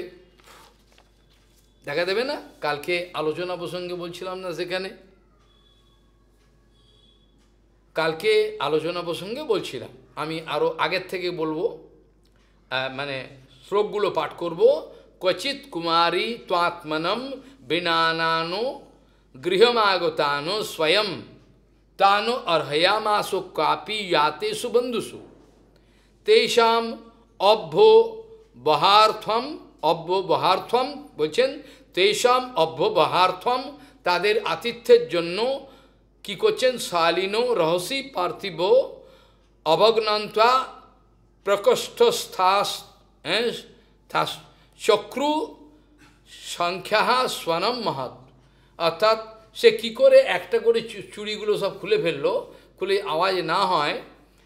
এইখানে বইগুলো আগেকার দিনের বই, প্রেসের ছাপা তো, কোনো সময় কালি এত পড়ে যায়, হয়তো ভুল লেখেনি, বোঝা মুশকিল। কালকে এইটা কিছুতেই মিলছে না, জীব আটকে যায়, কী ব্যাপার হলো এইখানে। এই জন্য এই আজকে এই বইটা নিয়ে এখানে দেখুন, প্রকোষ্ঠস্থা চক্রু, এইটা হচ্ছে এই মানে। তো এমনভাবে ছাপিয়েছে ওরা, কালি পড়ে গেছে, এটা বোঝা যাচ্ছে। আর ভুল থাকলে আমার জীব আটকে যাবে, ভুল না থাকলে আসবে না, বিগত শুনবেন। এইটা হলো কথা। কাজেই তেষাম অব্যবহার্থম স্বালিনো রহসী পার্থিব অবগ্নন্তা প্রকোষ্ঠস্থা চক্রু সংখ্যা স্বনম মহৎ। এবার এইটাকে সা তজ্জুগুপ্সিতম মাত্রা মহতি বিড়িতা ততঃ। আমাদের ঘরে চাল নেই, লোকে বুঝবে কেন আমি একটুও চাল নেই, যে আমাকে এখনই অতিথি এসছে, চালকে উদুকলে ভেঙে আমাকে খাওয়াতে হবে, লোকে লজ্জা করবে না। এই জন্য উনি কন্যা কী করলেন, লুকিয়ে গিয়ে একটা আলাদা জায়গায় গিয়ে চুপ করে গিয়ে ধানটাকে ভেঙে নিলেন, যাতে আওয়াজটা না যায়, চুরির আওয়াজটা বেশি হচ্ছিল, বুঝতে না পারে এলাকার নিন্দা করবে, এইখানে মেয়েকে নিতে এসছি, দিয়ে বেকার। তাহলে মা বাবার সম্মান, নিজের সংসারের সম্মান হয়ে যাবে, তিনি এইটাই করলেন। এই জন্য এখানে বলছেন সা তজ্জুগুপ্সিত জব সা তজ্জুগুপ্সিতম মাত্রা মহতি বিড়িতা ততঃ বভঞ্জৈকৈকশ সংখ্যানো দৌ দৌ হ্যাঁ পান্য রসেশতঃ, দুটো দুটো করে পদে রেখেছিলেন। তারপরে এবার সেখানে বলছেন উভয় রোপি অভুদ্ঘোষ হি অভগ্নন্ত্বা স্ম সংখ্যয় তত্রাপি একম নিরভিদ একম अस्माद न अभवत ध्वनि। পরে কি করলেন, দুটো রয়েছে তার মধ্যে আওয়াজ হচ্ছে, সেই জন্য শেষে কি করলেন, ভেঙে ফেললেন, একটা একটা করে রাখলেন, আর কোনো আওয়াজ নেই। এবার এখান থেকে যে শিক্ষাটা পেয়েছিলাম সেটা কালকে বলা হয়েছিল, সেখানে দিয়ে বলছেন আমি অন্য শিক্ষম ইমাম তস্যা, তার থেকে এইটা, এই কন্যার থেকে এইটা শিখেছিলাম। অন্য শিক্ষাম ইমাম তস্যা উপদেশম অরিন্দম, হে রাজন আমি এই উপদেশ শিখেছিলাম, লোকানো অনুশ্চরিত এতানো লোকতত্ত্ব বিদিশয়া, তার আচরণ থেকে লোক সমাজে কী করে সাধুগণ থাকতে পারে এই বিচারটা আমি বুঝেছিলাম। তারপরে বলেছিলেন বাসে বহু নাম কলহ ভবেদ বার্তা দয়োরপি, বহু একসঙ্গে থাকলে ক্যাচর ম্যাচর কথা বলতে, এ এক করে এ এক করে, হইচই হবে, ভালো হবে না। আর দুজন যদি গল্প করবে, এক ঘরে দুজন থাকে, গল্প আরম্ভ করলে ওই করেছিল গল্প আরম্ভ। এই জন্য এক ঘরে প্রপাত কাউকে এক ঘরে থাকতে দিতেন না। প্রপাত লনে পুরো লম্বা ঘর থাকতো, সব ব্রহ্মচারী থাকবে, একে অপরের দোষগুলো দেখতে পাবে, বুঝতে পারবে, সব লম্বা, একটাকেও আলাদা ঘর দিতেন না। এখন সবাই আলাদা ঘর। তো কাউর ব্যক্তিগত কোনো কিছু তিনি রাখতে দিতেন না। তিনি এটা আমাদের করুণা করে এরম ব্যবস্থা করেছিলেন।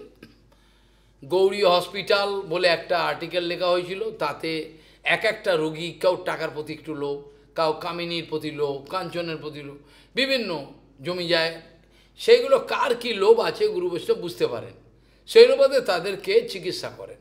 ওই চিকিৎসাটা যদি মেনে নেয় তাহলে চিকিৎসার বাইরে চলে যায়, আর যদি না মানে কপটতা করে ভেলে গেল, কিছু করার নেই, কিছু করার নেই। যেমন আমি একটা উদাহরণ দিয়েছিলাম, মনে আছে না, বেশ কিছুদিন আগে পরমপূজ্য মাধব গোস্বামী মহারাজ, পরমপূজ্য মাধব গোস্বামী মহারাজ বলছেন, কাকে? নরোত্তম ব্রহ্মচারী, মানে ভারতী মহারাজ নরোত্তম ব্রহ্মচারী ছিলেন, যে নরোত্তম প্রভু তুমি এক কাজ করো, আমার থেকে কিছু পয়সা নিয়ে গিয়ে কোঅপারেটিভে যে কাপড় পাওয়া যায় মোটা একটু নিয়ে এসো। বলে কার জন্য গুরুদেব? বলে ওই প্রভুটা এসছে নতুন। আমার কাছে কাপড় আছে তো, হ্যাঁ কোঅপারেটিভে যাওয়ার তো দরকার নেই। তুমি বুঝতে পারছো না, তোমার কাছে কাপড় আছে আমি জানি, ও তো সবই এসছে, ও কোনো দরিদ্র ঘর থেকে এসছে, এখনও তার ইন্দ্রিয় তর্পণের নেশা যায় নাই। আমি এখনই যদি আমি ওকে দেবো পরে, এখন তুমি মোটা কাপড় আনো। মানে আমি জানি আমি দিতে পারতাম, আমার করুণা আছে, কিন্তু আমাকে উল্টো ভেবো না, তুমি পয়সাটা নাও, কোঅপারেটিভ কাপড় আনো। ওকে এখনই যদি আমি, তাহলে ও কী করবে, ও এইটাই ভেবে নেবে, সাপের 5 পা দেখবে। ওই জন্য আমাদের গৌড়ীয় মঠে প্রভুপাদ যখন ছিলেন, তখন যে অবস্থায় আমাদের মঠ চলতো, সেটা ভাবলে পরে এখনকার যারা আছেন তারা আঁতকে উঠবেন ভয়ে, এরমভাবে চলত। এমনকি প্রসাদ মাত্র পেতেন না পরিষ্কার। মানে একদিন প্রভুপাদ লাইব্রেরি থেকে নামছেন, দেখেন সবাই মাদুকুড়ি অল্প অল্প পাতাতে নিচ্ছে। কি হলো বলছেন, তিনি সবই জানেন। প্রভুপাদ আমরা অভ্যাস করছি কিভাবে নিষ্কিঞ্চন হতে হয়, মাদুকুড়ি করতে হয়। প্রভুপাদ বুঝে গেলেন চালের অভাব, চাল নেই, বুঝে গেলেন, তার চোখে জল এলো, কিন্তু বুঝে গেলেন। এই জন্য শুদ্ধ গুরু বৈষ্ণব যেখানে থাকে সেখানে কোনোদিন অভাব হয় না, ভগবান অভাব দেন না। তুই চলে গেলেও তার কোনো অসুবিধা হবে না, তার কৃপাতে চলতে থাকবে সব। কিন্তু এরা বিশ্বাস নাই, মনে করে নিজ মুরলি করব একটু আমি সব, এইটা ভেবে নেয়। তো যাই হোক, এখন এখানে বাসে বহুনাম কলহ, এসব কথার ব্যাখ্যা তো হলো। বাসে বহুনাম কলহ ঠিকই কথা, কিন্তু কৃষ্ণ কোলাহল যদি হয় তাতে আপনার আপত্তি কী? হ্যাঁ, কোলাহল তো আপত্তি আছে, লেকিন যদি কৃষ্ণ কোলাহল হয় তা আপত্তি আছে? হ্যাঁ, ভক্তিবিনোদ কীর্তনে বলছেন, জাহ্নবী পুলিনে গড়াগড়ি কলি কৃষ্ণ কোলাহল। তো কোলাহল তো ভালো, কৃষ্ণ কোলাহল হোক, সবাই জয়ধ্বনি হরি বল বলে, ক্ষতি কি? কিন্তু এমনি যদি ক্যাচর মতোর বিষয়ের কোলাহল হয়, তাহলে সেখানে গুরু বৈষ্ণব বলেই দিচ্ছেন সব মানেগুলো। এখানে অবধূত সন্ন্যাসী বলেছেন তার অধিকার আছে, তা তো এরকমভাবে অভ্যাস পরমহংস যেভাবে থাকেন, দেখার সময় কথা বলেন, এ কথাটা ঠিকই। যারা বাস্তবিক সাধু, তাদের এই জড়জগতের ব্যক্তির সঙ্গ তাদের ভালো লাগে না। ভালো লাগে কি? যেখানে রূপ গোস্বামীপাদ বলছেন, ভগবান আমায় যেন কোনোদিন বিষয় লোকের সঙ্গ দিও না। রূপ গোস্বামীপাদ লিখছেন, আমাকে যদি তুমি একটা খাঁচার মধ্যে রেখে, রূপ গোস্বামীপাদ বলছেন, আমাকে যদি তুমি ঠাকুর দয়াল আমাকে একটা খাঁচার মধ্যে রেখে চারিদিকে আগুন জ্বলিয়ে দাও, আগুন, তা আমি সেই তাপের মধ্যে থাকবো, তথাপি আমার বিষয়ের সঙ্গ দিও না। এত ঘৃণ্য, কতটা নিচে পড়ে যেতে হয় এটা ভাবতে পারবেন না। এটা যদি বোঝেন তাহলে আর সেখানে কোনো রকম আপনি সম্বন্ধ রাখতে পারবেন না, এই জীবনটা নষ্ট হয়ে যাচ্ছে না। একটা যে আমি যে কালকে আলোচনা করছিলাম, একটা সাধু বাস্তবিক বিচার করে আমার সময় নষ্ট হয়ে গেল না গো। একটা সাধু, আমার সময় নষ্ট হয়ে গেল না, সময় নষ্ট হয়ে গেল না, ওই সময়ের মধ্যে যে এইগুলো, এই সব সময় বিচার থাকে, একটা কোনো ফ্র্যাকশন অফ সেকেন্ড নষ্ট না হয়। একবার একজন ডিস্ট্রিক্ট ম্যাজিস্ট্রেট প্রভুপাদের সময় নষ্ট করেছিল এলাহাবাদে। আরে প্রভুপাদের আবির্ভাব তিথিতে বললে ভালো হবে, কিছুতেই মানল না, তক্ক করে যাচ্ছে 2 ঘন্টা 2.5 ঘন্টা, তারপর চলে গেল। প্রভুপাদ লাল হয়ে গেল মুখ, এরকম ঘটনা কোনোদিন ঘটে নাই। গোস্বামী মহারাজ এসছেন, এসে মুখের দিকে থেকে, প্রভুপাদ কী হয়েছে আপনার, আজকে থমথম করছি, একে তো গম্ভীর, কি হয়েছে? বলে দেখো না, এই এসছিল, এসে 2.5-3 ঘন্টা আমার কৃষ্ণ সেবার সব সময় নিয়ে চলে, কে সমানে তর্ক করে গেল, একটা কথাও শুনবে না। সঙ্গে সঙ্গে তার নামটা জানে গোস্বামী মহারাজ, কোথায় ঠিকানা, সঙ্গে সঙ্গে ওখান থেকে উঠে চলে গেল। উঠে গিয়ে ওর বাড়িতে কড়া নাড়ছে, দরজা নাম ইংরাজিতে বলছেন, গোসাই মহারাজের যে যোগ্যতা ছিল, এতে ব্রিটিশ লোক যারা ব্রিটিশ ছিল, ব্রিটিশ, ওরা পর্যন্ত মাথা নোয়াতো। গোসাই মহারাজের জ্ঞান দেখে ব্রিটিশ লোকরা মাথা নোয়াতো লজ্জায়, বন গোসাই মহারাজ, বুঝে গেল? এত লজ্জা পেত। অক্সফোর্ডের পাস করা, সে লজ্জায় মাথা নিচু করে প্রভুপাদের, এই আমাদের এই কাছে। সেখানে গিয়ে নিরন্তর তাকে বার করলো, সমানে আগুন যেন বেরোচ্ছে। গোসাই মহারাজের চেহারা তো এরকম, যেমন দেখতে, এমনভাবে কথা ওকে বলছে, ও একটা দৃষ্টিমূলক ভয় পেয়ে যাচ্ছে, এরকমভাবে কথা বলছে একটা সাধু, এইরকমভাবে, বাপ রে বাপ, আপনার সর্বনাশ আপনি করে এলেন আজকে, আপনি জানতে পারলেন না আপনি কী ক্ষতি করে এলেন, শিগগিরই চলুন যদি বাঁধতে চান। ঘাড় ধরে তাকে নিয়ে এলো, প্রভুপাদের কাছে ফেললো, প্রভুপাদের কাছে এসে ফেললো, এসে ক্ষমা চাইল, বসো। তারপরে প্রভুপাদ বিনম্রভাবে তাকে বোঝালো যে আমি এইটা বলতে চেয়েছিলাম, আপনি সেটা স্বীকার করতে রাজি হলেন না, বুঝে গেল? যেটা মালিক পারে না সেটা কুকুর পারে, বুঝে গেল? যেটা মালিকের পক্ষে সম্ভব হলো না, মালিকের কুকুর কিন্তু পারে। এই জন্য আমরা পরিচয় দিই বৈষ্ণবের কুকুর। এটা খালি গল্পে, খালি কীর্তনে থাকবে তা নয়, আমাদের আচরণে, আমাদের ব্যবহারে, আমাদের লেখাতে, সব কিছুতে এটার প্রতিফলন দরকার। তুমি তো ঠাকুর, তোমার কুকুর বলিয়া যাও নমরে, তুমি তো কুকুর, তোমার ঠাকুর বলিয়া যাও নমরে, উল্টো। এখন উল্টো হয়ে গেছে, গুরুদেবকে বুঝিয়ে দিচ্ছে, এইরকম অবস্থা। হ্যাঁ, ভক্তি সারঙ্গ গোস্বামী, ভক্তি সারঙ্গ গোস্বামী মহারাজের কথা বলছি। তাহলে কুকুর যেটা পারে মালিক পারে না, কুকুর বা সম ঘেউ ঘেউ করে যাবে, পারে। এইরকম কুকুর আমাদের হতে হবে, জেনে রেখো। শুধু হয় নামে পরিচয় গুরুদেবের হবে না। তাহলে সেখানে এখানে বলছেন পাশে বহু নাম কলহ হতে, তো বুঝলাম, কিন্তু যদি কৃষ্ণ কোলাহল হয় তাতে আপত্তি আছে? এই জন্য কৃষ্ণকলা পরিক্রমা করবো, কীর্তন, হরিকথা, সবাই মিলে আনন্দে না, এটা তো দরকার, মহাপ্রভু দেখিয়েছেন এটা। তাহলে হয়ে গেল। তাহলে অবধূত সন্ন্যাসীর ব্যাপারটা আলাদা, তিনি যারা জ্ঞানমার্গের উপাসক তাদের হই হই থাকলে হয় না, জ্ঞানমার্গের যারা, তো এনাকে আমি ধরে নেবো জ্ঞাননিষ্ঠ, আপত্তি কিছু নেই। জ্ঞানমার্গে যারা আছেন তাদের হই হই করা চলে না। এমনকি জ্ঞানমার্গের এত ফ্যাচাং আছে, জ্ঞানমার্গে অনেক এগিয়ে গেছে, একটু যদি দোষ বেরিয়ে যায় পড়ে যাবে, ভক্তিমার্গে তা হবে না। এই প্রসঙ্গে আমি কোনোদিন আলোচনা করব, অবশ্যই অবাক হয়ে যাবেন শুনলে, যে ভক্তিমার্গে কিছু দোষ বেরিয়ে অনুগত্য থাকলে ভগবান আবার সেই, কিন্তু জ্ঞানমার্গে অনেক দূর উঠে গেছে, হয়ে একটা দোষ বেরিয়ে গেল, তার পড়ে যাবে, সে হবে না, ভয়ঙ্কর বিষয় ভক্তিমার্গের এইরকম।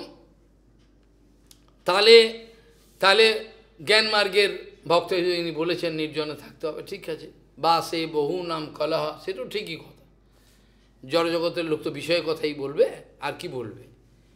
তাহলে বাসে বহু নাম কলহ ভবেদ বার্তা দ্বয়োরূপী, আর দুজন যদি থাকে, আর বেশি লোক নেই, তাও গল্প করবে, এইটা কথা বলবে, ওইটা কথা বলবে, এইসব করে আবার সেই বলবে, তার লাভ হবে না কিছু। আর এক এব চরে তসমাৎ কুমারিয়া ইব কৌর কঙ্কন, কুমারীর কঙ্কন যেমন একা একা একটা একটা হাতে ছিল, ঠিক সেরকম থাকবে যারা অবধূতের জ্ঞানমার্গের হয়ে থাকবে, কি করবে, আর কোনো ঝামেলা নেই। এই জন্য বলছেন এক এব চরে তসমাৎ কুমারিয়া ইব কঙ্কন, কুমারীর কঙ্কন যেন একটা একটা হাতে রেখে দিই, এটাতে শিখে নিলাম। আর তারপরে বলছেন মনকে একত্র করা যে কি কঠিন, মনকে একাত্র করা যে কি কঠিন, এটা গল্প করে শেষ করা যাবে না। কি কঠিন মনকে একত্রিত করা, কেন মন বিভিন্ন বিষয়ে তো দৌড়াচ্ছে কিনা, মিথ্যে না সত্যি, বিভিন্ন দিকে দৌড়াচ্ছে। ওই মনকে একাগ্র না করলে কেউ কেউ বাণী সেবা করতে পারে না। তাহলে কি করে প্রভুপাদ বলতেন দেখুন, চারজনকে একইবারে বলে যাচ্ছেন, কাউকে গৌড়ীয় পত্রিকার আর্টিকেল বলছেন, কাউকে সজ্জন তোষণীর আর্টিকেল বলছেন, কাউকে একটা গ্রন্থ, গুরু মহারাজকে একটা গ্রন্থ বলছেন, কি করে সম্ভব? একটা স্বর্গের দেবতা যদি নেমে আসতে পারবে না, একই সঙ্গে লনের মধ্যে চারজনকে বোঝা আপনার কদ্দূর হলো, আচ্ছা লিখুন এটা, আবার একে গৌরীয় আর্টিকেল বলছেন এটা লিখুন, কি করে হয়? তাহলে কতটা তার কনসেন্ট্রেশন, মানে বলার বক্তব্য হলো তার মনটা কি পরিমাণে গৌরাঙ্গ চরণে সমাহিত রয়েছে, এটা ভেবে ভেতরটা আটকে ওঠে। বলে কি ভেতরটা আটকে ওঠে, কি করে সে সমাহিত চিত্ত গৌরের চরণে, যে কিভাবে তিনি বলে যাচ্ছেন। গুরু মহারাজ বলতেন না চোখের জল ফেলতে, যে প্রভুপাদকে দেখে আমরা পরিষ্কার বুঝতাম ইনি এই জগতের কেউ নয়, কোথা থেকে এসছেন তিনি, গৌলোকের থেকে, কি আশ্চর্য তার প্রভাব, তাকে দেখলেই আমরা সেই প্রভাদের নিন্দা করছি, সেই প্রভাদের নিন্দা করছি, সেই গুরুবর্গের নিন্দা করছি। আপনি ছেড়ে দেবেন? আপনি ছেড়ে দিলে আপনাকে নরকে পাঠিয়ে দেবে ভগবান। নিন্দা করছে গোস্বামী মহারাজের, বন মহারাজ যা তা লিখছে, সেটা জবাব দিতে হচ্ছে। চেঁচামেচি কর, কি করবি? বড়জোর মানতে পারে, গুন্ডা লাগিয়ে দিতে পারে, আর কি করতে পারে? তো কিছু করতে পারবে না। এই ওদের আছে, আর কিছু নেই। আমি চিরকাল দেখলাম গুরুদেবের কোনো আদর্শ খেলে গুন্ডা ফুন্ডা এইসব নিয়ে চলছে। কী রে বাবা, প্রথম থেকে গুন্ডাগুলোর সঙ্গে আমাদের পরিচয় কী, আমাদের কী হবে? এইগুলোই ওদের জীবন। যাই হোক, এখন প্রশ্ন হলো মনো একত্র সংযুগজত জিত শ্বাস ও জিতাসনাহা। এখানে জিত শ্বাস ও জিতাসনাহা এই ভাগবতেরই, এই আস্তে আস্তে আমরা আগে গিয়ে দেখব কৃষ্ণ উদ্ধবকে বলছেন তোমার মন যদি কিছুতেই নিয়ন্ত্রিত, উদ্ধবের মন তো নিয়ন্ত্রিত, আর কথার কথা বলছেন, তাহলে কি করতে হবে? তোমাকে জিত সান জিতা বলছেন, জিত শ্বাস ও জিতাসনাহা। এটা যৌগিক একটা পদ্ধতি। যাদেরই চঞ্চলতা আছে, আমি অনেককে বলেছি শরীরের বেকদা চঞ্চল, তাদের আমি বলেছি কিছু মিনিট বার করবে, নাম করবে মনে মনে, আর শ্বাসটাকে কন্ট্রোল করবে, করলে মন নিয়ন্ত্রিত হয়ে যাবে। মনটা নিয়ন্ত্রিত হয়, কিন্তু এটা পারে না, করতেই পারে না, কিভাবে করতে হয় ও জানেই না। হ্যাঁ, এটা নিয়ম আছে। ভগবান এখানে, ভগবান পরে গিয়ে বলেছেন, এর আগে অন্য অধ্যায় বলেছেন, সেখানে এখনো আসিনি আমরা। এই জন্য মনো একত্র সংযুজ্যাত জিত শ্বাস জিতাসনাহা, শ্বাসকে নিয়ন্ত্রিত করে জিতসাদ, জিত আসনে সোজা আসনে বসে, কোনোদিনই এরমভাবে যেন না বসে কেউ, কোনোদিন সব সময় এইরকমভাবে বসত, কিন্তু লোকে এরম ব্যবস্থা হবে না, এরম ব্যবস্থা। এবার দেখবেন শুদ্ধ গুরু বৈষ্ণবের দিকে খেয়াল করবেন, ওদের আপনি ওরা প্রাণায়াম না করলেও দেখা যায় ওদের শ্বাসটা নিয়ন্ত্রিত, কেন জানি না কিভাবে ওদের শ্বাসটা নিয়ন্ত্রিত। শ্বাস যদি নিয়ন্ত্রিত না থাকে তাহলে ভাগবতের কোনো শ্লোক পাঠ করতে পারবে না, দম আটকে যাবে। এ শুরু করবে ওখান থেকে 2 লাইন 3 লাইন গিয়ে শেষ করবে। যে 18,000 শ্লোকটা যেগুলো আছে ওইগুলো শুনবেন, তাহলে বুঝে যাবে কখন শ্বাসটাকে ছাড়তে হয়, কখন নিতে হয়, নাহলে জীব অন্যদিকে চলে যাবে, উচ্চারণ করতে পারবে না, যতই পড়াশোনা জানো হবে না। এটা সহসা হয় না, এটা সহসা হয় না, এটা বহুত এতে হয়। যারা এইসব স্তব আদি পাঠ করতো তাদের খবর নিয়ে কার করোনা ধরে নাই, এটা একটা সুখবর দিলাম আপনাকে। যারাই এরকম নিরন্তর সংস্কৃত শ্লোক পাঠ করে স্তব করে তাদের কিন্তু করোনা ধরেনি, তাদের কাউকে। কারণ ওরা যে উচ্চারণ করে এর জন্য অক্সিজেন যে নিতে হয়, এর দ্বারাই করোনা এমনিতেই দূরে থাকে, করোনা হয়নি। এরকম কাউকে করোনা ধরেছে পাওয়া যায়নি যারা রোজ অধ্যায় করে, ধরেনি। এরপরে অক্সিজেন ভেতরে যায় তো প্রচুর পরিমাণে, বাচ্চা ছেলের মতো থাকে, পুরো ফুসফুস ভর্তি। যেমন জড়জগতের একটা উদাহরণ দিই, একটা পায়রা আকাশে কতক্ষণ উঠতে পারে জানেন? কেন? পায়রার অক্সিজেন স্টোরেজ, আমাদের যে ফুসফুস আছে, ফুসফুসের অ্যালভিওলাই বলে, অর্থাৎ একটা প্রকোষ্ঠ আছে, ওতে অক্সিজেন ধরা থাকে। যারা দীর্ঘদিন যাবৎ ছোটাছুটি করে না, চুপচাপ থাকে, তাদের ওই যেগুলো অ্যালভিওলাই, যে প্রকোষ্ঠগুলো নষ্ট হয়ে যায়, ইনঅ্যাক্টিভ হয়ে যায়, দীর্ঘদিন ব্যবহার করে না। অ্যাক্টিভ হয়ে গেলে যে অল্প কটা অ্যালভিওলাই চেম্বার থাকে প্রকোষ্ঠ, তাতে অক্সিজেন ঠিক থাকে না, হাঁপ ধরে যায়। এরা বুঝতে চায় না। সেবা করলে হবে ঠিক আছে, কিন্তু এমনভাবে করতে হবে আমাদের প্রচুর পরিমাণ অক্সিজেন আসে আমার মধ্যে, বুঝে গেল না? এই অ্যালভিওলাইটা চিল, শকুন, চিল, পায়রা, প্রিজন এদের বেশি, প্রচণ্ড বেশি। পায়রা এক নাগাড়ে কতক্ষণ উঠতে পারবে, অক্সিজেন রেখে দেবে, এটা সবার হয় না। এটা একটা গুপ্ত খবর দিলাম আমি, যাই হোক। তাহলে মনকে একত্র করবে কি করে, একটা প্রিলিমিনারি খবর আজকে বলা হলো, পরের সপ্তাহে আমি আলোচনা করতে পারবো, আজকে আর হবে বলে মনে হয় না। মন একত্র সংযুজ্যাত জিত শ্বাস জিতাসনাহা, তারপর বৈরাগ্য অভ্যাস যোগেন ধ্রিয়মানম অতন্দ্রিত, নির্ভীকভাবে, অতন্দ্রিত মানে সাবধান। যেমন একজন তরোয়াল নিয়ে পাহারা রয়েছে, এই ঢুকবে, শত্রু ঢুকবে, ঢুকলেই কাটবে।